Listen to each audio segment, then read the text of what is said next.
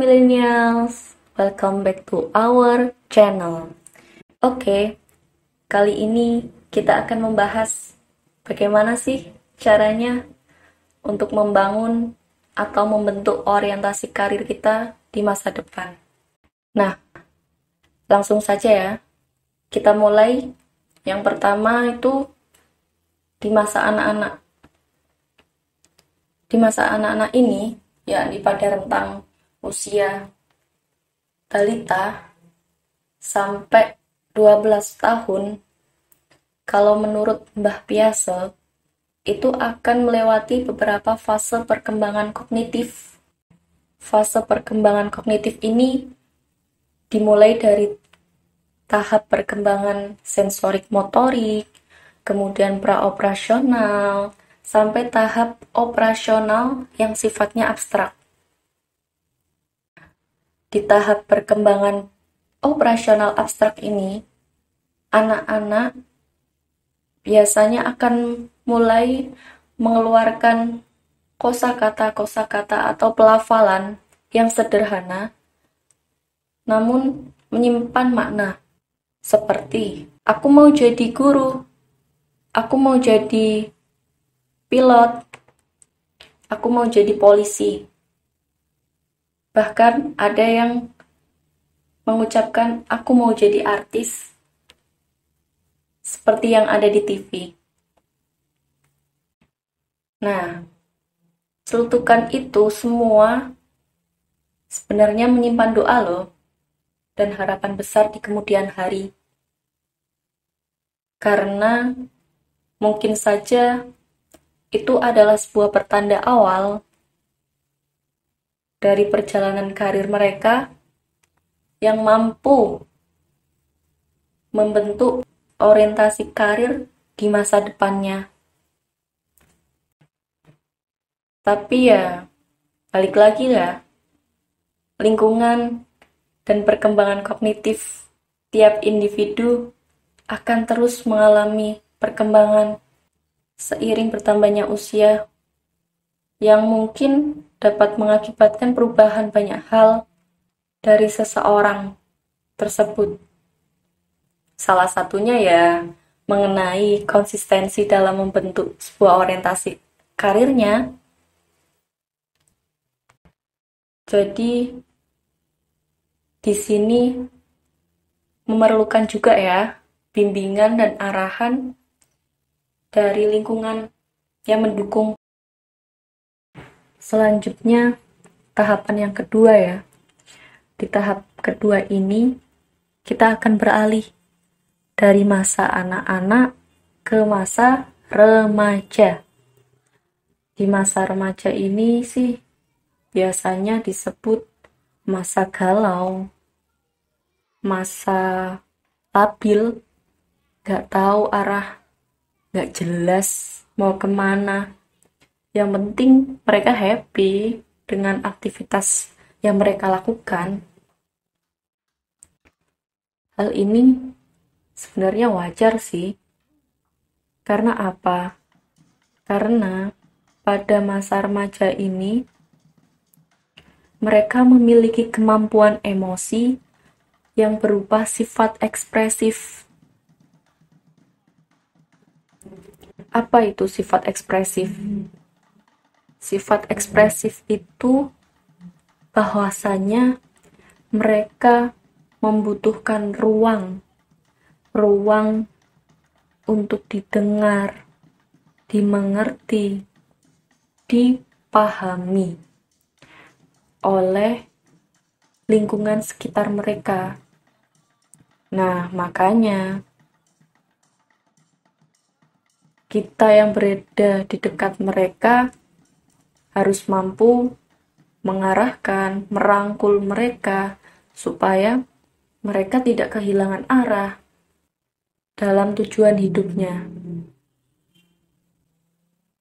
Yang salah satunya nantinya mereka dapat menentukan orientasi karir mereka. Karena sebenarnya di masa remaja ini, selain mereka memiliki kemampuan emosi yang menggebu-gebu, mereka juga memiliki perkembangan kognitif yang mampu memunculkan hal positif di kehidupan mereka nantinya. Nah, perkembangan kognitifnya itu diantaranya, yang pertama, mereka mulai dapat merencanakan sesuatu atau membuat planning, bucket list, apa saja yang mereka ingin lakukan, mereka ingin capai di kemudian hari. Yang kedua, dari planning itu, mereka sudah mulai memiliki strategi untuk menggapainya. Yang ketiga, mereka juga memiliki sifat inisiatif yang tinggi. Jadi, dari planning yang mereka buat, kemudian strategi atau cara bagaimana mereka menggapainya itu, mereka juga memiliki sifat inisiatif. Jadi, tidak monoton, tidak hanya satu cara, tapi mereka memiliki berbagai cara, strategi yang dapat mencapai bucket list mereka masing-masing. Dan yang keempat, mereka juga mulai dapat mengambil keputusan dari apa yang sudah mereka tuliskan dalam bucket list masing-masing. Sehingga para remaja ini meskipun labil, meskipun sering galau, itu sebenarnya dapat menyeimbangkan atau memaksimalkan dari dua kemampuan yang mereka miliki, yakni kemampuan kognitif mereka dan emosional mereka, yang nantinya dapat memulai untuk memunculkan potensi dan motivasi mereka. Dengan cara apa? Dengan cara brainstorming. Mereka dapat mulai mencari dominan otak mereka itu ada di mana.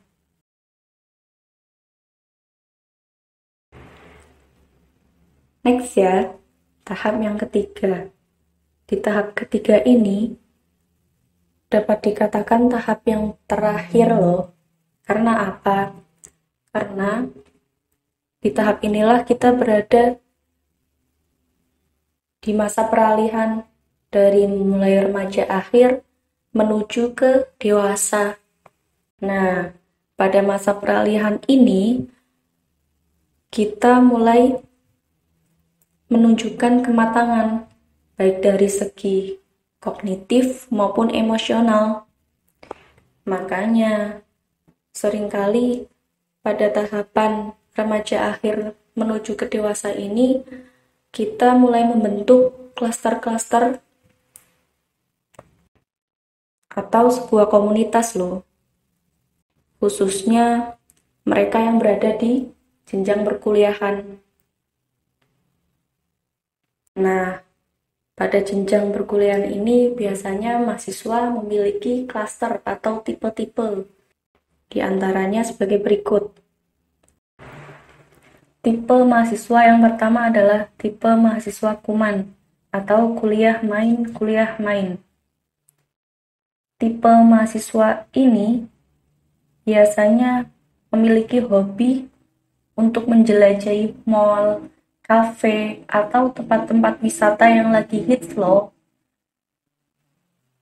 Nah, tipe mahasiswa kuman ini sebenarnya bisa diasah orientasi karirnya selama mereka saat menjelajahi mall, kafe, atau tempat wisata yang hits tersebut tidak hanya untuk bersenang-senang saja, melainkan mereka dapat menginterpretasikan dari hasil main-mainnya itu dan dijadikan hobi yang menghasilkan, seperti mereka dapat menuangkan ke dalam bentuk vlog, blogger, atau media sosial lainnya, yang tentunya dari hasil karya mereka tersebut, apabila dilakukan secara serius, konsisten, dan kontinu, mereka dapat dinyatakan sebagai mahasiswa yang telah memiliki orientasi karirnya, dikarenakan mereka telah memahami aktivitas yang mereka lakukan itu dapat mengarahkan mereka ke dalam pilihan karirnya. Oke, lanjut. Yang kedua adalah tipe mahasiswa kura-kura, atau sering disebut juga kuliah rapat. Nah, mahasiswa dengan tipe ini merupakan mahasiswa yang senang menyibukkan dirinya untuk mencari kegiatan di luar kelas, misal dengan ikut organisasi atau UKM yang ada di kampus, yang buat mereka lebih fokus untuk menggali potensi dan kemampuannya di luar bangku perkuliahan. Nah, dari mereka tentu akan memiliki kecenderungan untuk menggunakan waktunya dalam berorganisasi yang sifatnya aktif menjadi penggerak kegiatan di luar kelas. Misal, organisasi kepramukaan, olahraga, kumpulan mahasiswa rohani atau agamis, bahkan yang sifatnya politik. Sehingga mahasiswa dengan tipe kura-kura ini, atau sering disebut juga aktivis, bisa dikategorikan sebagai mahasiswa yang telah memiliki ciri-ciri orientasi karir. Apabila dari mereka dapat menerapkan sesuai jalurnya, yakni sesuai passion dan mampu menerapkan teorinya secara benar, baik di ruang praktek organisasi maupun di ruang publik, tanpa adanya kepentingan elit politik pribadinya. Nah, jika dapat menerapkan itu semua, tipe mahasiswa kura-kura ini akan mudah loh untuk mendapatkan karirnya di masa depan. Dikarenakan apa? Dikarenakan dari mereka telah terasah kemampuan secara komunikasinya, kepemimpinannya, dan administrasinya selama mereka berorganisasi. Tipe mahasiswa yang ketiga adalah tipe mahasiswa kunang-kunang. Tipe mahasiswa kunang-kunang ini merupakan tipe mahasiswa yang hobinya nangkring, baik sebelum maupun seusai kuliah. Jadi jelas ya, mahasiswa dengan tipe kunang-kunang ini pasti memiliki banyak referensi tempat buat nangkring loh, dari mulai warung kopi, warteg, bahkan di pinggir jalan bareng abang-abang jualan pentol bisa juga loh, sampai taman kota dengan wifi gratis. Semua tempat itu digunakan mereka untuk sekedar duduk, minum kopi, makan jajan bersama. Yang keempat adalah tipe mahasiswa kuda-kuda. Tahu kuliah dagang. Nah, tipe mahasiswa kuda-kuda ini mereka termasuk yang memiliki hobi istimewa di luar bangku kuliahnya loh. Karena apa? Karena terlepas dari mungkin kepepet karena situasi kondisi mereka yang mengharuskan untuk mencari rezeki dengan cara dagang tersebut, sebenarnya tanpa disadari dari mereka telah memiliki jiwa wirausaha.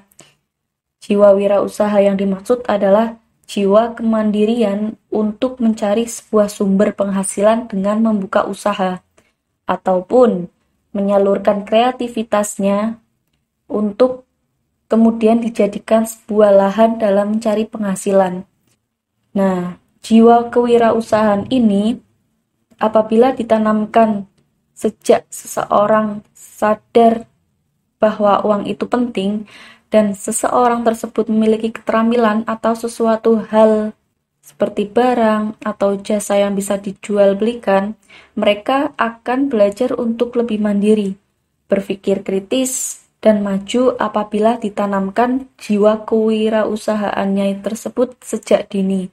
Karena mereka akan berpikir tentang bagaimana mengolah hasil dari keterampilan ataupun hasil pembelajaran yang selama ini mereka lakukan untuk dijadikan sebuah karya yang dapat dijual belikan. Sehingga dari paparan di atas sudah jelas bukan bahwasanya mahasiswa dengan tipe kuda-kuda ini secara tak langsung telah terbentuk orientasi karirnya. Yang kelima adalah tipe mahasiswa akademis. Mahasiswa dengan tipe ini biasanya digolongkan sebagai individu yang memiliki prestasi akademik yang tinggi. Dikarenakan mereka akan memprioritaskan kegiatan perkuliahannya dalam bidang akademik. Oleh sebab itu, tipe mahasiswa akademik ini akan memiliki kecenderungan dalam menggunakan waktunya untuk belajar, membaca buku, dan diskusi kelompok mengenai ilmu pengetahuan yang sesuai dengan jurusan atau sesuai yang mereka gemari. Sehingga, mahasiswa dengan tipe akademik ini sebenarnya bisa dikategorikan sebagai individu yang telah memiliki ciri-ciri orientasi karir. Dengan catatan, apabila dari mereka telah mampu mengenali potensinya, bakat, dan minatnya yang ada dalam dirinya tersebut memang di bidang akademik, yang nantinya dari mereka secara alamiah tanpa paksaan dari lingkungan sekitar akan secara konsisten mengarahkan dirinya pada penguasaan dan pengembangan secara disiplin ilmu pengetahuan, teknologi, dan seni tertentu yang kelak akan membentuk orientasi karirnya, yakni dalam dunia akademisi, misal sebagai analisis, peneliti, dosen, pakar ilmu, dan sebagainya. Oke, next, lanjut, tipe mahasiswa bebas. Nah, tipe mahasiswa bebas ini adalah tipikal mahasiswa yang ya intinya masih bebas dan belum ada planning, bahkan cenderung keras kepala atau tidak mudah menerima saran dari sekitarnya. Oleh sebab itu, tipe mahasiswa ini masih belum jelas arahnya mau kemana. Tapi jangan berkecil hati ya. Tetap tipe mahasiswa bebas ini bisa digali potensinya. Oke, yang ketujuh, tipe mahasiswa kuker atau kuliah kerja. Nah, tipe mahasiswa kuker ini ya kurang lebih sama dengan tipe mahasiswa kuda-kuda ya. Sama-sama sudah memiliki kesadaran bahwa materi itu dibutuhkan mereka. Bedanya, tipe mahasiswa kuker ini tidak hanya berfokus pada keterampilan yang mereka miliki untuk menghasilkan karya mereka sendiri yang dapat diperjualbelikan. Namun, mereka yang memiliki tipe kuker ini akan cenderung menghabiskan waktunya di luar bangku kuliahnya tersebut untuk mencari rezeki, baik sebagai freelancer, magang, ataupun part-time, kerja part-time. Dengan pekerjaan yang mereka tekuni ini, tanpa disadari, mereka akan memiliki sifat mandiri, optimis, tangguh, dan dapat memanajemen waktunya dengan baik. Oleh sebab itu, mahasiswa dengan tipe kuker ini, saat mereka lulus dari perkuliahan, dapat dinyatakan juga telah memiliki orientasi karir. bila mana mereka secara konsisten dan dapat menyeimbangkan waktunya ya antara kuliah dan bekerja. Dikarenakan mereka dari sejak kuliah sudah dibiasakan dengan menjalani aktivitas pekerjaan, baik secara individual maupun dalam bentuk tim. Sehingga dengan tipe mahasiswa ini, apabila dari mereka mampu menggali potensi mereka lebih dalam, lagi ke arah karirnya akan kemana, tentu akan lebih mudah loh untuk menjalani karir di masa depannya. Sebab telah dibentuk dan diasah sewaktu berada di perkuliahan. Yang terakhir adalah tipe mahasiswa kupu-kupu atau kuliah pulang. Ya, sesuai namanya, tipe mahasiswa ini kalau habis kuliah ya langsung pulang. Tapi bukan berarti dia kurang kesibukan di perkuliahannya ya. Justru mungkin sumber kesibukannya ada di rumah. Ya kan? Nah, dari tipe-tipe mahasiswa yang sudah dijelaskan di atas, dapat disimpulkan bahwa sebenarnya orientasi karir tersebut merupakan salah satu sikap tegas dari individu terhadap pilihan karirnya yang ditunjukkan dengan adanya pengetahuan dirinya, itu bagaimana, karakternya bagaimana, pemahaman karakter ya dalam dirinya itu bagaimana, terus kemampuannya atau potensi yang dimiliki, dan dilengkapi dengan adanya perencanaan terhadap masa depan karirnya itu mau gimana dan akan menjadi apa di masa depannya.